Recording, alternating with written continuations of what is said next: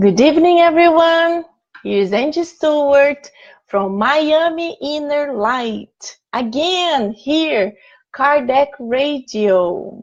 It's a blessing to be here. We are here bi-weekly. I'm sorry, bi-weekly. Yes, twice a month at 9 p.m. Eastern Time. So we are happy to be here again.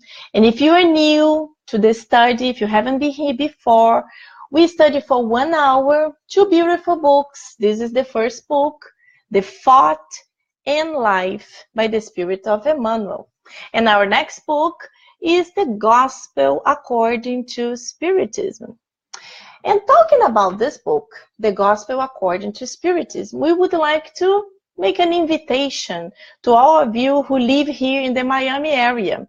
We are starting a very small group to study the Gospel According to Spiritism once a month on a Sunday with a picnic in a park.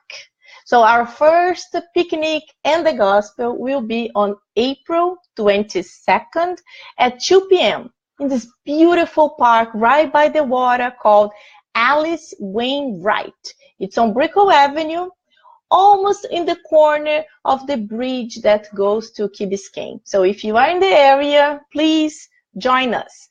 You can go to our Facebook page, Miami Inner Light, and all the information will be there. And now to start our studies, as we always do, I would like to invite you to have some water, because in Spiritism we believe the enlightened spirits can energize it. They can bless it. And our water will be our medication, for the week. And before the water finishes, if there is a little bit of water, you can replace it. You can do a prayer, and you will have more blessed water until we come back to our studies. And as we always do, I would like to invite you right now just to relax a little bit, close your eyes, and we will do our initial prayer. Almighty God, dear brother Jesus, all the enlightened spirits who are with us at this moment, thank you so much. Thank you so much for helping us to be able to choose to be here, to enlighten ourselves. We could be doing so many other things. We could be watching a movie or anything else. But we chose to be here to learn how to be a better person, how to improve ourselves in this incarnation. And please connect us with the studies of tonight and help us to understand it, and most of all, to put it in practice. Thank you so much. So be it. Very good. Very good. So the lesson of tonight is 15, chapter 15, health. If you do not have this book, please go to the link in the study right there, and you can access the page of the book. Today will be page 61, so you can read it with us. It's Miami Inner Light, and you can see the pages there. So I will read, and then I will make comments. If you would like to ask anything or make comments also, wonderful. I'll be happy and excited about it. So let's go. Health. Physical health can be compared to a house and its tenant, or to the owner of a vehicle. The tenant's care or neglect reflects upon the house. Likewise, a vehicle reveals the care or neglect of the character of its owner. When we commit an injustice, our mind enters into a state of conflict, our conscience. So our conscience enters in a state of conflict. We endure not only the censure of repentance, but also the vibrations of sorrow and accusation both from our victim and those who sympathize with him. So this is interesting. The vibrations of sorrow and accusation, both from our victim or those who sympathize with him. So it's not just the person who we committed some kind of error, but also with their friends. Interesting. This initiates an intense disruption with the soul, which in turn is reflected onto the physical body. So that's why we say we are what we think. So we think and it will reflect in our bodies. And the energy that's transmitted to us also can reflect in our bodies. A disruption of this nature can result in maladies of various degrees and types. Feeling of anger, despair, cruelty, and intemperance create morbid zones in one's organic structure. Wow. So feelings of anger, despair, cruelty, and intemperance. So intemperance is like imbalance. We are happy, we are sad, so our feelings change super quickly. So create morbid zones in one's organic structure. They cause a state of dissonance in the cells, which neutralizes nearly all their defense mechanism and renders the weaker organs a fertile ground for pathological germs. Wow, that's tough. That's tough. This would be really good if more doctors and nurses could start reading this book, because they would be in disbelief. So let's continue and then we comment. That is why tuberculosis, cancer, leprosy, and ulcers are many times secondary phenomena caused by the influence of mental reflexes of one's thoughts. Wow. So again, our thoughts, our body. Amazing. All states of mental depression affect the cells during mitosis and introduce disrupting elements. On the other hand, neglect of proper nutrition can also lead the body into conditions of a great suffering. So this is amazing. So not just our mental reflexes, they can damage our physical body, our physical cells, but also what we already know, what science proves. If you have a bad nutrition, it reflects in your body. It brings to many, many diseases, including obesity. So this is very important. While in the flesh, our cells will naturally reflect the substances we ingest. And in this process of continuous exchange, we also ingest countless disease-producing bacteria, which comfortably lodged in our cells, and which may produce a wide variety of infectious diseases. But the pathological process does not always originate from such visible causes. Our unhealthy emotions, when deeply seated, can also create disease. After negative feelings are converted to mental vibrations, they turn against us to disturb the complex function of the nervous cells in the skin, the digestive organs, and the medulla and the brain. These cells perform highly advanced technical functions. The reflexes of such lower feelings, when powered upon the encephalic cortex, can produce delusions that may range from a hidden phobia to an outright insanity. Wow. This condition is reinforced by companions who are in or out of the flesh, or they can be incarnated, or out of the flesh, mean discarnated spirits. who have an affinity with us both in their outer behavior and inner qualities. They affect us directly or indirectly with negative suggestions, thereby leading us into deplorable symptoms of mental alienation and obsession. Even when we may appear to be spiritually healthy individuals. Let us not forget, then, that only good sentiments produce good thoughts.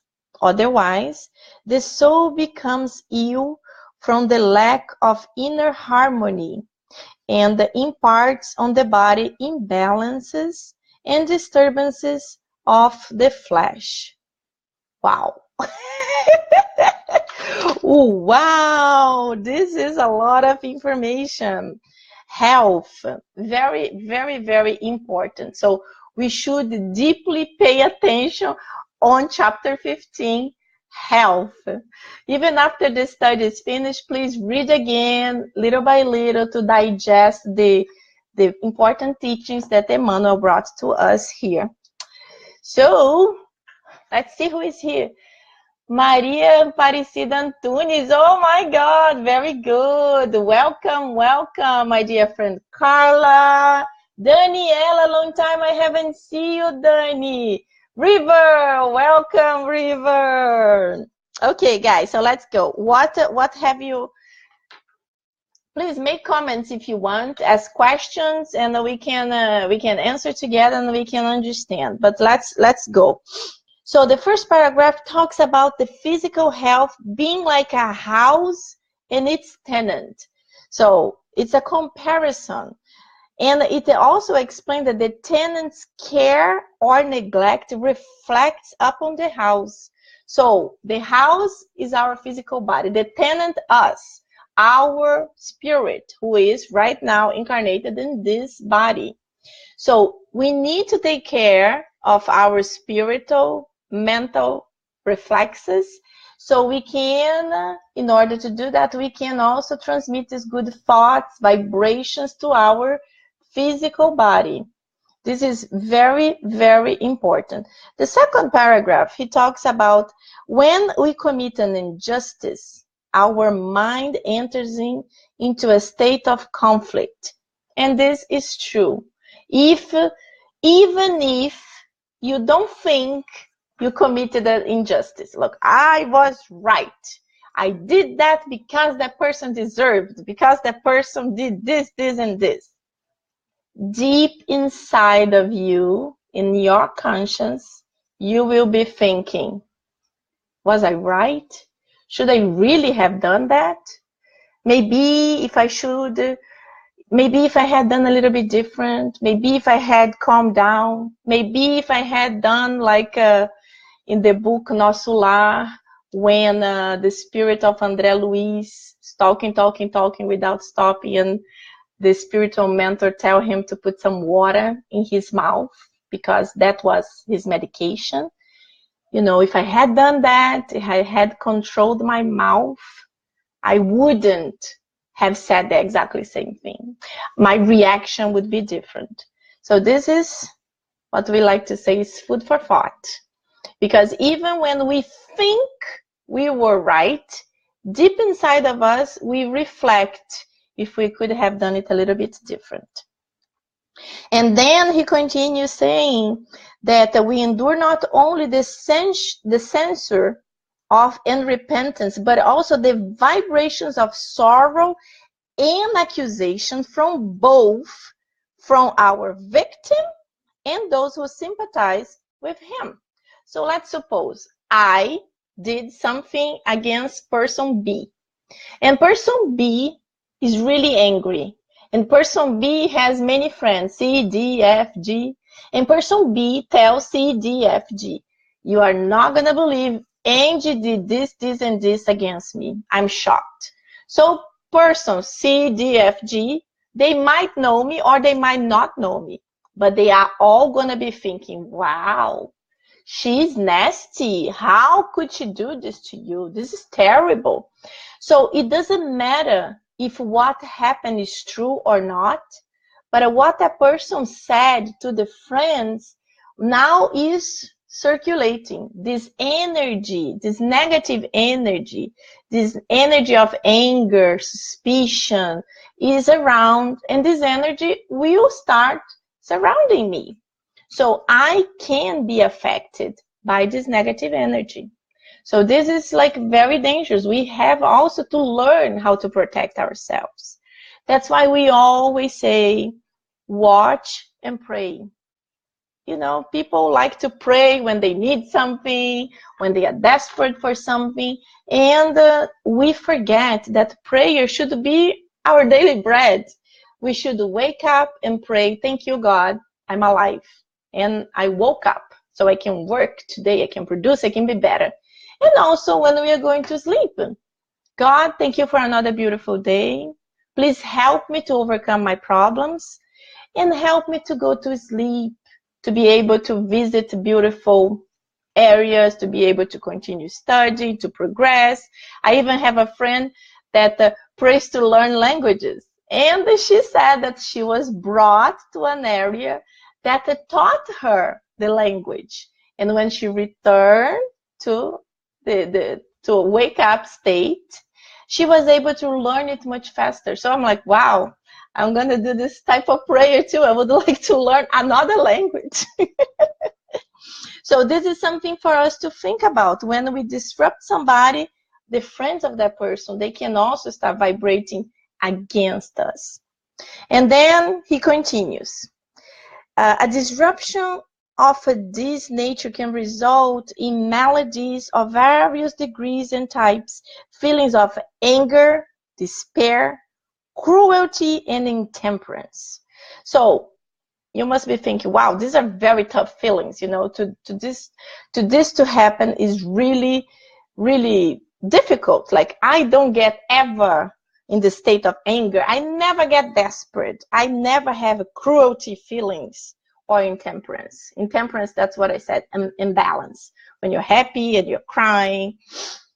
But if you think about these feelings in not the super top level, when you can also get angry with little things, you know, you see some kind of thing on TV and you get this revolt and you want this to happen. So you can develop these feelings even when you don't think. So that's why we have to know ourselves. We keep saying, oh, look at the others, think about the others. But the first one you have to think of is about yourself. You have to know yourself.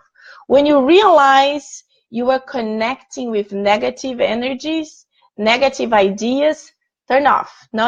I don't want to connect with this. Let me watch a video of a little doggy or a little cat or something cute, because you disconnect and you come back to your normal state. And you know, despair, sometimes we get desperate. We get really desperate for silly things. Silly things. They are not that important. Like, for example, it used to happen a lot to me when I was in New York. I was going to the subway station, and when I looked down the stairs, I saw the subway there, and I got desperate.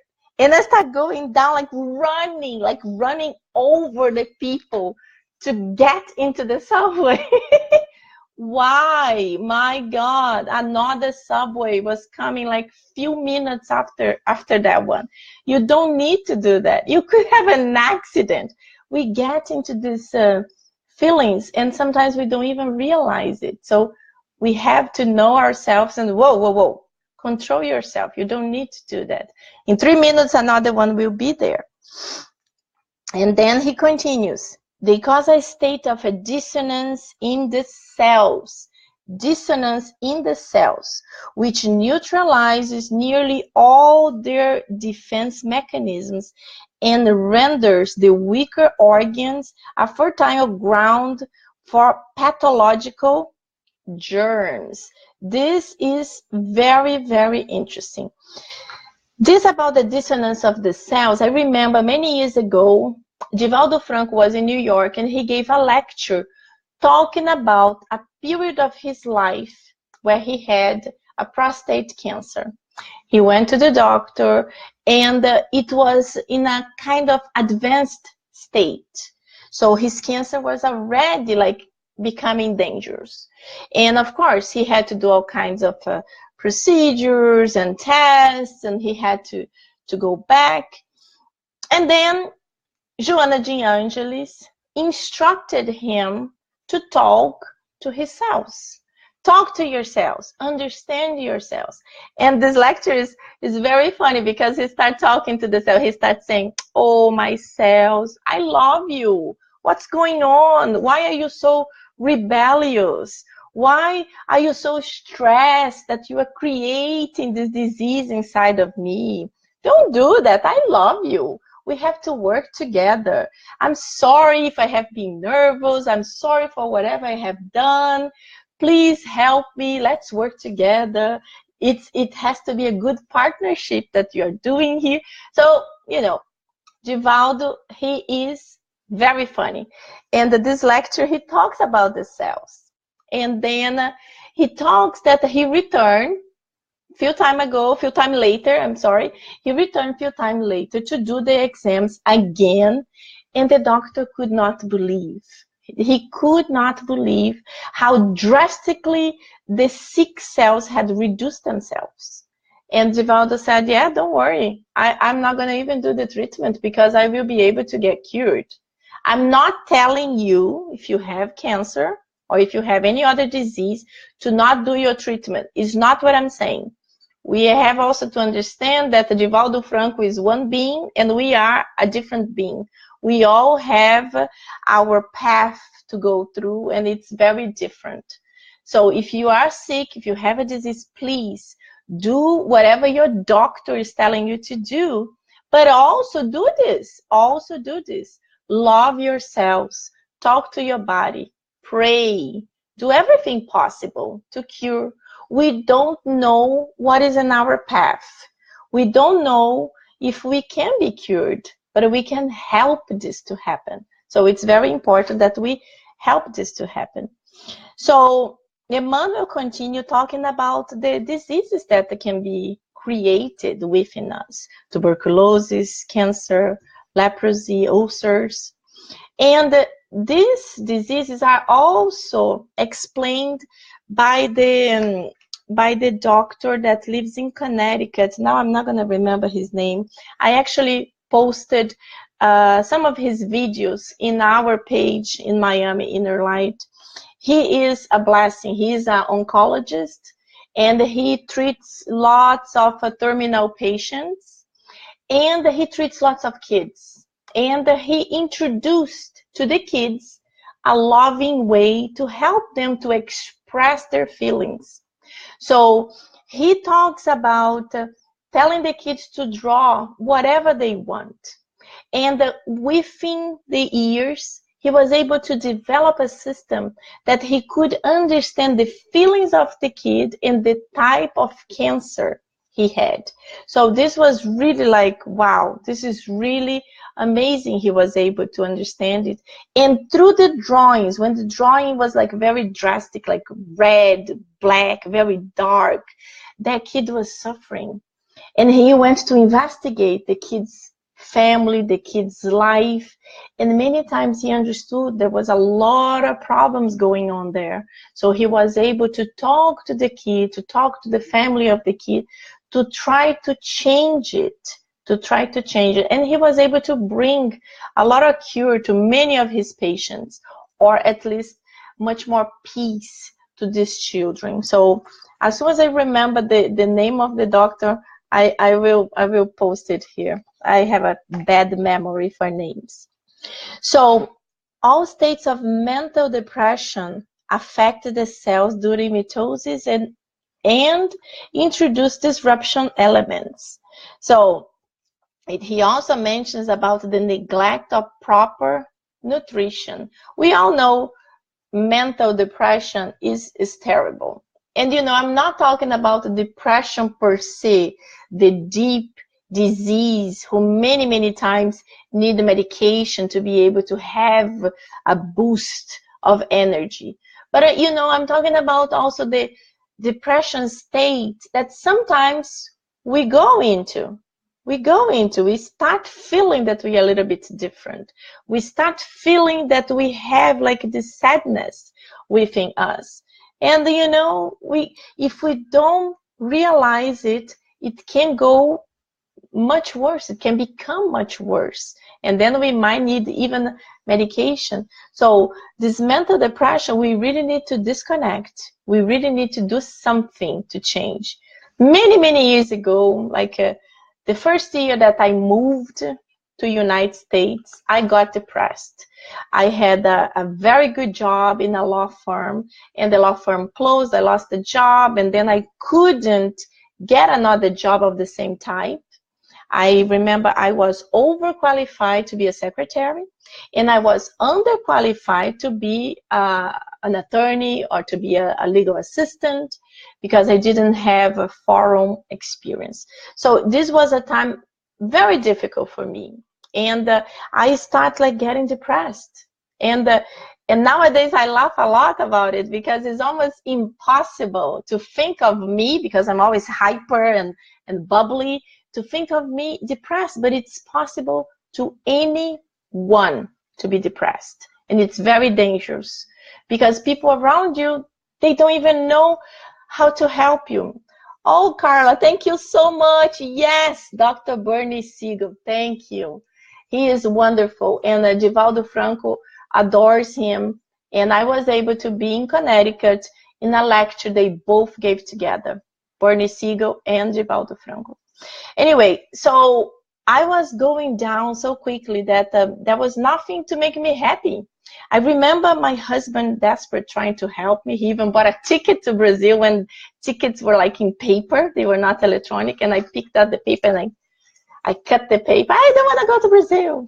I remember putting samba music that I absolutely love and crying, because my mind started thinking everybody hates samba, your neighbors hate samba, everybody hates samba. And then I started crying. And I remember even doing brigadeiro, this Brazilian delicious chocolate, to bring to my family. And because they are all Americans, they are not used to super sweet things. They didn't like it. They kind of like, okay. And my mind started thinking, oh my God, if I was in Brazil, it would be so wonderful. Everybody would love brigadeiros.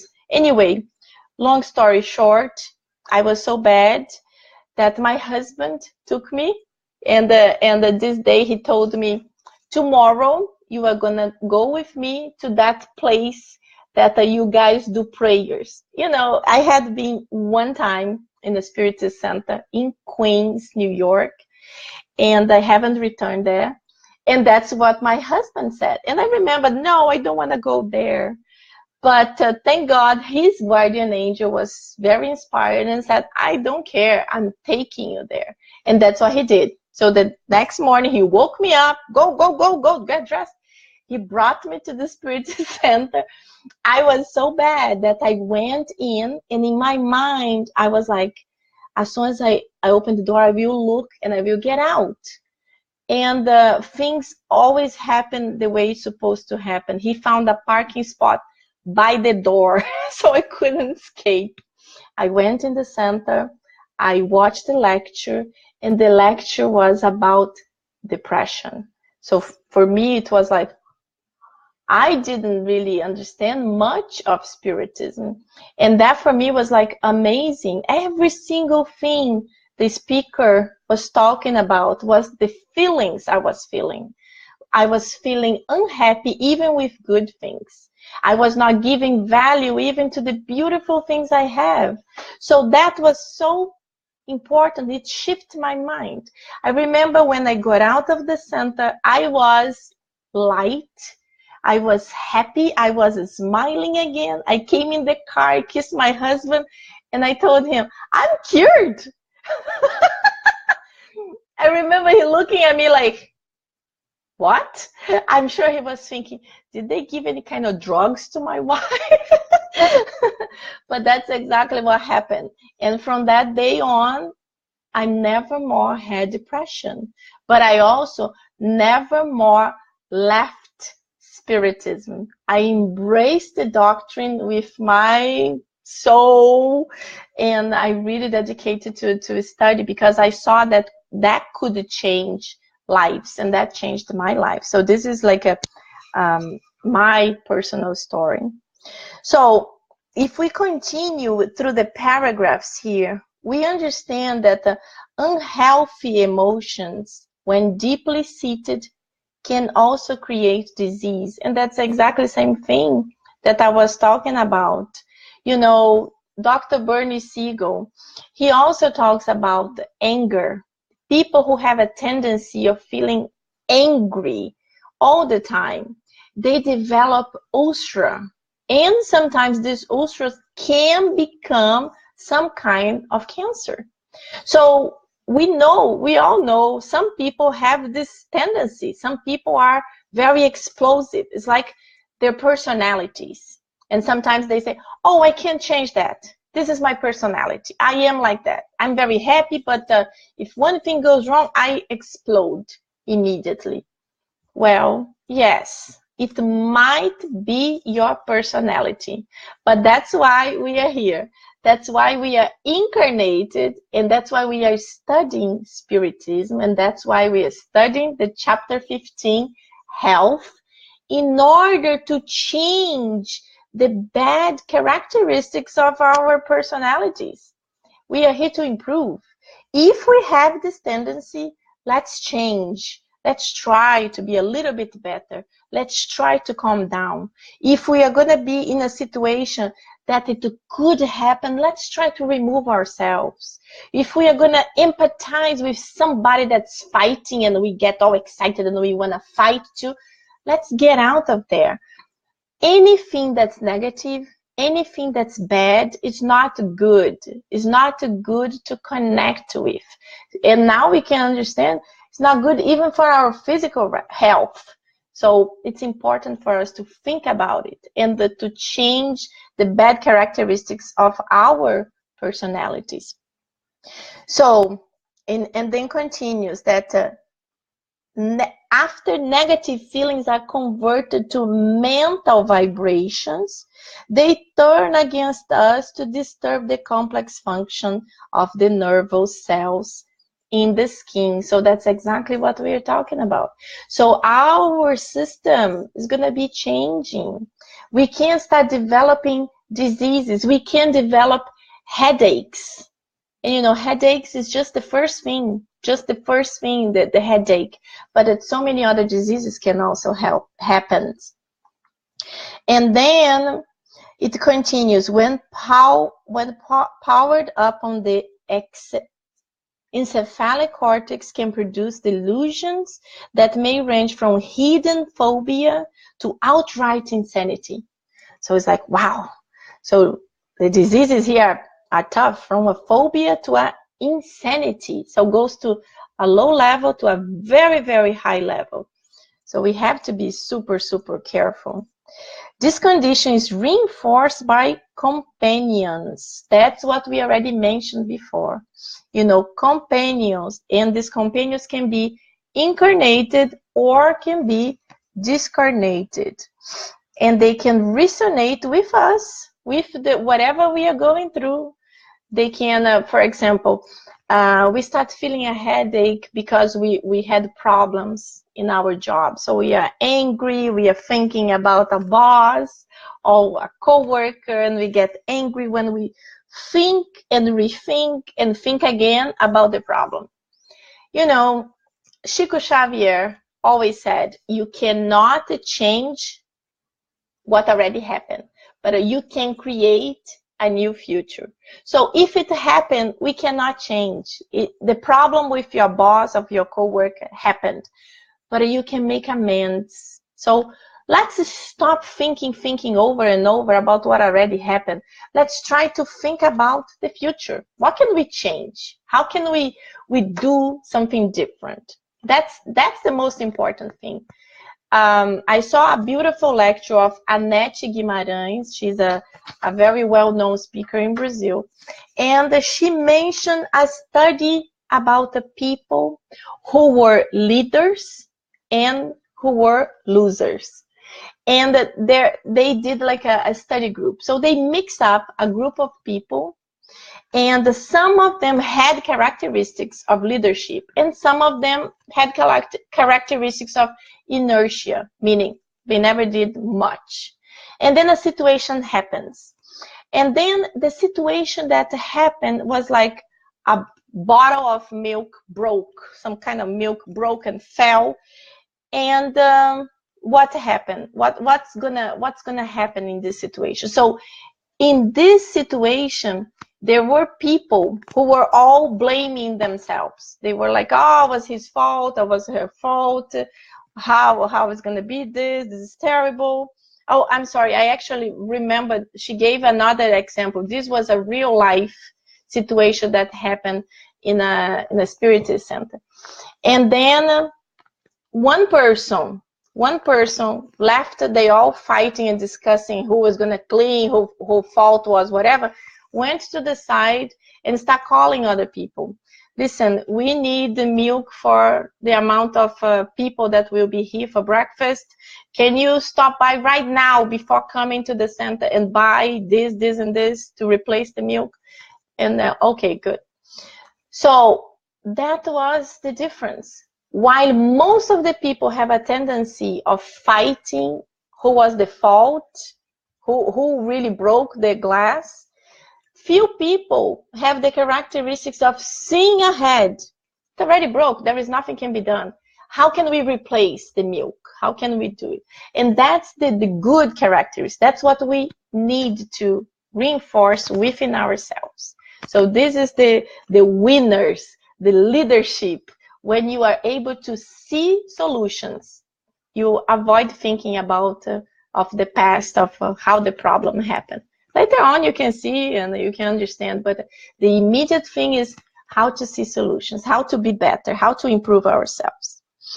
And the last sentence that Emmanuel says is, good sentiments produce good thoughts. And this is true. Good sentiments produce good thoughts. And that's what we want. We want to be immersed in good thoughts. We want to be immersed in happiness, in cheerful energy, in good vibrations. Of course, we can't be immersed in good vibrations all the time because things happen. Sometimes things that are not very positive happen. But we have to try. We have always to try to see the light at the end of the tunnel. And it is possible. If you are not feeling that good, call somebody that's a little bit happier, somebody that will be able to give you a positive message, who will be able to guide you, who will be able to tell you to disconnect, whatever. The thing is that we have to take the action. You know, we have to take the action to improve ourselves, because there is always light at the end of the tunnel. And let's see, some people wrote here, I didn't read anything. So, Olímpio Gomes Jr. from Brazil, Belo Horizonte. Hello, Olímpio, wonderful, welcome, welcome. And then we have Rita Flor, maravilha, amiga, muito lindo. Rita, thank you, welcome. River, people that wake up in a bad mood daily die earlier. Oh, it's true.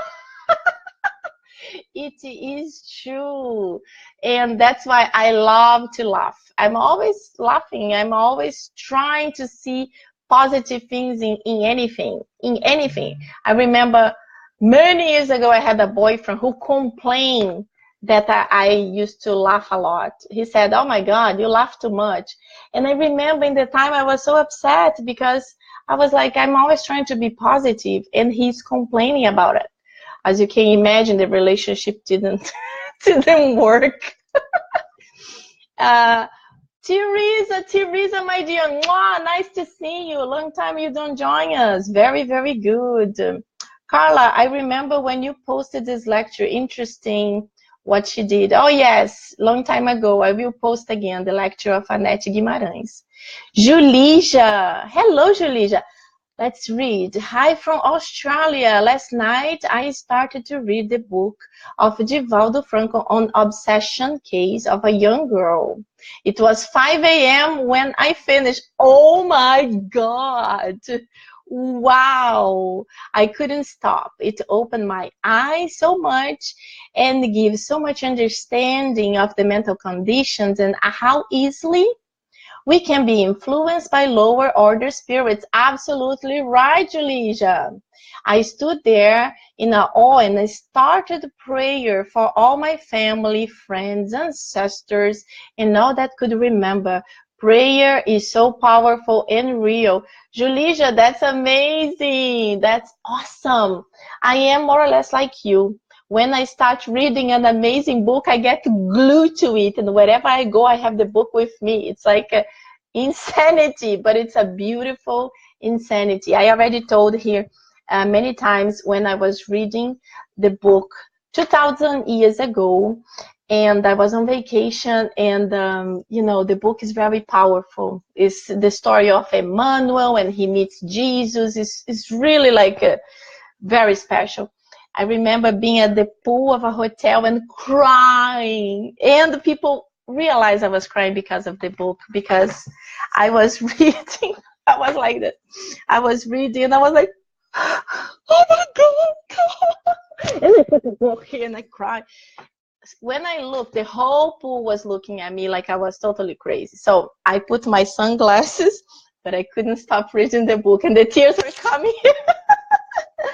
But yes, some of these novels that the spirits bring to us, Emmanuel and so many other, like Andre Luis, they are so powerful, and they really touch us so deeply that change us. And then we start reflecting, oh my God, I never thought about that. And this is the beauty of Spiritism, because Spiritism can bring us the reality from the spirit point of view, from the other side that we do not understand yet. We have a glimpse of what will happen because of Spiritism. Until then, we had no idea. So I am so thankful for all these amazing mediums who brought these amazing messages to us. Chico Xavier, Divaldo Franco, so many mediums who brought and continue bringing. And also nowadays, many doctors who are really opening their minds, understanding there is something more than the physical body. There is something more they cannot see, they cannot scientifically prove, but they cannot understand. So if they cannot understand, there is something. So this is beautiful. It's a blessing. It's a blessing for all of us. So let's see here. So Julija, thank you for your message. Very, very beautiful from Australia. Lou, my darling, mwah, nice to see you here. Well, guys, let's go. Now we have to go to the Gospel according to Spiritism. And the last week we were talking a little bit about Socrates and Plato. And tonight we are supposed to study the summary of the doctrine of Socrates and Plato. So just a reminder for you guys, let's remember that Socrates was born 428 years before Christ. Before Christ. And then Socrates 469 years before Christ, and Plato 428. So it's like amazing numbers for us. Amazing numbers for us. Then we had Jesus in the year 1, and then we had the Spirit's book that was codified by Kardec in 1857. So these numbers are just for you to start thinking about what we are going to talk about right now. We are going to talk about what Socrates spoke. He never wrote anything. Plato, his student, his most important student. He is the one who actually took notes of what Socrates spoke. So we are going to read one paragraph of what Socrates said, and then we are going to read the comments of Kardec. So let's go. Number 1, Socrates says, the human being is an incarnate soul. Before its incarnation, it existed in union with the primordial types, the ideas of the true, the good, and the beautiful. Upon incarnation, it separates from them, and remembering its past, it is tormented to various degrees by the desire to return it. So, it's really amazing for us to think that this man wrote this 469 years before Jesus. It's like amazing.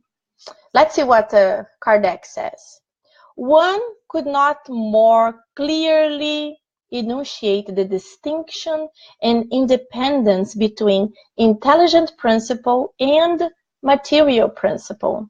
Furthermore, this represents the doctrine of the pre-existence of the soul, the vague intuition it retains of another world to which it aspires, its survival after the body, its exit from the spiritual world in order to incarnate, and its re-entry into the world after death. In short, it is the seed for the doctrine of the fallen angels. And the fallen angels here, let's think about not the illuminated beings that lots of people talk about, but like us, human beings. We are little angels, not fully developed yet, but we have the potential. So fallen angels, you think about, we are in the spiritual realm, we are discarnated.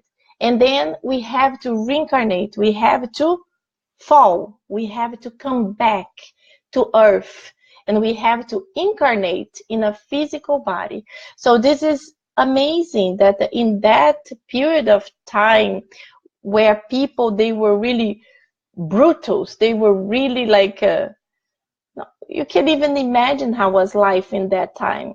Life and death was like 1, 2, 3, you know, it's not that really happens. If nowadays, death also happens a lot, but we have tribunals, we have judges, we have order, we have laws, we have all kinds of protections, we have TV, internet, to show all the negative things. In that time, there was nothing. And it's amazing that he could resonate and he could think about that. So this is very, very powerful. And then, hello, Rudy. It will be proven. Yes, Rudy, I always say that. A lot of people who are materialists, they say, no, there is nothing after death. That's it. When we die, there is nothing. I always think, oh my God, when he dies, he will wake up and like, wow, there is a lot after the death of our physical bodies. So this is really, yes, you will see. Hello, Vanessa. Mwah! Welcome, welcome. So let's go. Number 2 of the summary of the doctrine of Socrates and Plato. 2. The soul wanders and becomes confused when it uses the body in order to consider any object. It feels giddy, as if it were intoxicated, because it is connected to things that are by their very nature subject to change. On the other hand, whenever it contemplates its own essence, it turns toward that which is pure, eternal, and immortal, and the being of the same nature. It remains connected there for as long as possible. Its erroneous ways then cease, for it is united to that which is immutable, and this state of the soul is what is called wisdom. Then Kardec comments, hence, humans who consider things from below in a mundane fashion and from a materialistic point of view, delude themselves. In order to evaluate them correctly, it is necessary to see them from the above. For example, from the point of view of the spirit. The truly wise must therefore in some way isolate the soul from the body in order to see with the eyes of the spirit. This is what Spiritism teaches us. So this is true. In Spiritism, we understand that when we are discarnated, when we are in the spiritual realm, free from our physical body, we are able to understand so many things that we cannot understand when we are here. So many problems that we create here when we are in the physical realm. When we are in the spiritual realm, we are able to understand with the eternal eyes. With our little wisdom, we still can understand this shouldn't be done. I couldn't have done that. So when we come back to earth, when we come to our dense environment, to our physical bodies, we have these difficulties. So that's exactly what Socrates says, that when we are in the spiritual realm, our essence is pure, eternal, and immortal. And we are connected to that. So this is amazing. The source, we are connected to the source, the God. We are connected with the pure spirits. So this is very, very beautiful. Oh, Danielle Castellani. Hello, my friend, my New York friend. How are you? So let's go, guys. Please, if you want to make comments, if you want to make questions, please write there, and then we can talk and we can understand together. Number 3 of the summary of the doctrine of Socrates and Plato. While we have our body, and as long as our soul is immersed in this corruption, we will never possess the object of our desires, the truth. In fact, the body brings forth in us 1,000 of obstacles due to our need to care for it. Moreover, it fills us with desires, appetites, fears, 1,000 chimeras, and 1,000 follies, so that while in it, it is impossible to be wise even for an instant. However, since it is not possible to know anything purely while the soul is united to the body, one of two things will happen. Either we will never know the truth, or we will only come to know it after death. Super cool. Freed from the insanity of the body, we then will converse, hopefully, with individuals likewise freed, and we will know for ourselves the essence of things. That is why true philosophers prepare themselves to die, and why death in no way seems fearsome to them.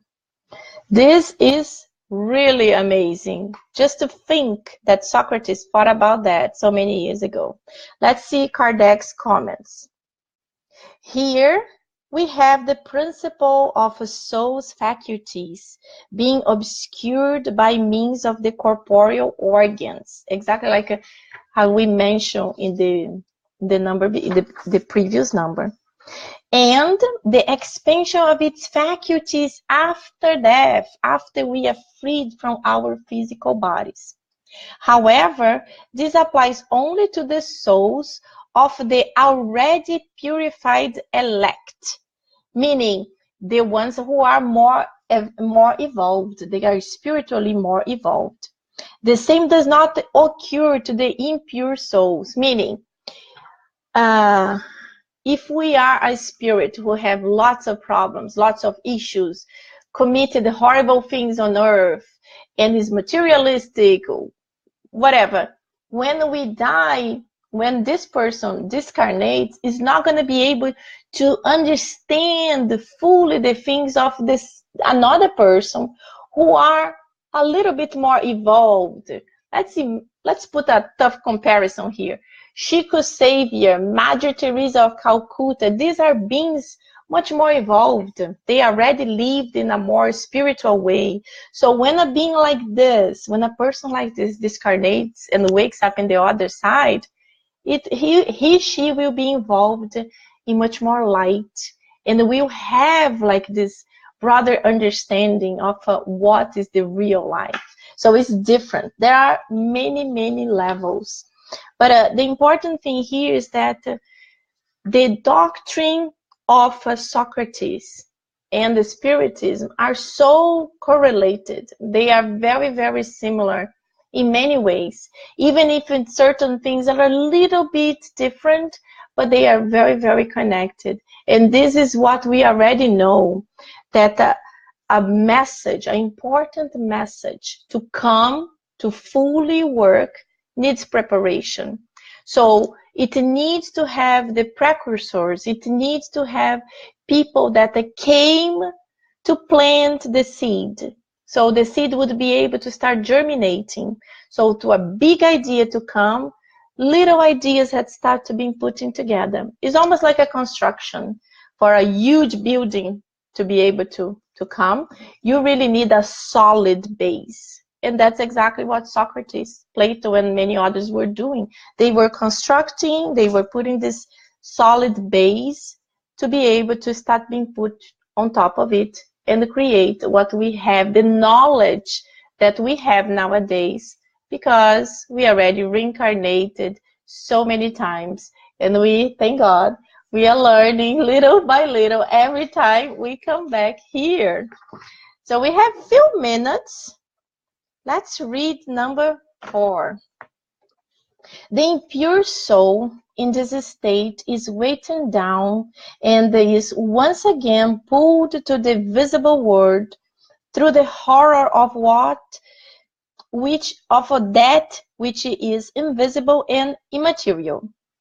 In the wonders, it is said, around the mausoleums and graves, near which at the time terrible ghosts have been seen, which must be the images of souls who have left the body without being completely pure, and who have retained something of the material form, making the eye able to perceive them.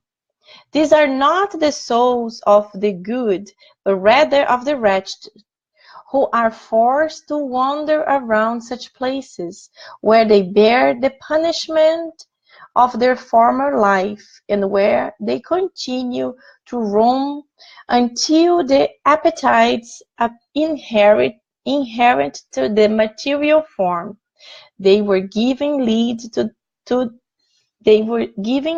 them to another body. And then, of course, they return to the same habits which during their former life were the object of their predilections. And let's see what Kardec talks about.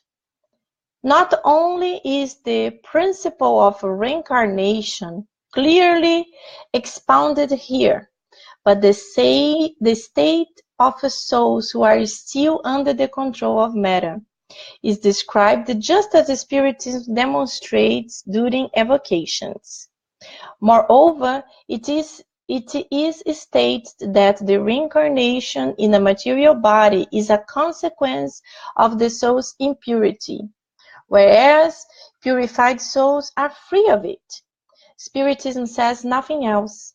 It only adds that the soul who has made good resolutions during the errant state and who possesses acquired knowledge brings fewer defects, more virtues, and more intuitive ideas of being reborn that it had possessed in the preceding existence. Hence, each existence represents for it both intellectual and moral progress. So we understand that every single time we reincarnate, we progress. We are always progressing. And when we are in the spiritual realm, we are progressing too, because we can study. We can go to many different schools. We can learn. We can work. We can understand our imperfections. We can understand everything we did wrong that we should have done a little bit different. And we can try to work on it. And we can also study this book, Thought and Life, because Emmanuel was asked to write this book in order to help the spirits who are going to be coming back to earth, who are going to be reincarnating, trying to help themselves how to deal with the next life, how they could work better. So we are always improving. But of course, it depends on us. It depends always on us. We understand that every single person will improve, but the amount of improvement that we will be able to do depends from one person to the other person.